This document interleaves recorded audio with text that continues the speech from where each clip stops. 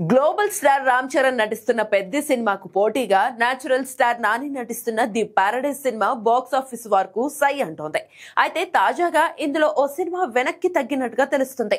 పెద్ది మార్చి 27న రానుందని makers ఇదివరకే ప్రకటించారు. అలాగే ది పారడైజ్ ఒక రోజు గ్యాప్ తో మార్చి 26 విడుదల కాబోతున్నట్లు అనౌన్స్ చేశారు.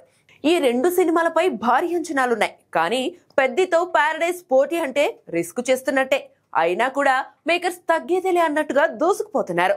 అయితే ఇప్పటికే పెద్ది సినిమా షూటింగ్ 60% పూర్తయింది. కాబట్టి మార్చి 27న పెద్ది వస్తుందని చెప్పడంలో ఎలాంటి డౌట్స్ అక్కర్లేదు. కానీ నాని ది పారడైజ్ మాత్రం వాయిదా పడే ఛాన్స్ ఉందని తెలుస్తోంది. దర్శకుడు శ్రీకాంత్ ఓదెలా తెరకెక్కిస్తున్న ఈ పీరియాడిక్ యాక్షన్ డ్రామా షూటింగ్ కాస్త లేట్ అయ్యేలా ఉందని టాక్ వినిపిస్తోంది.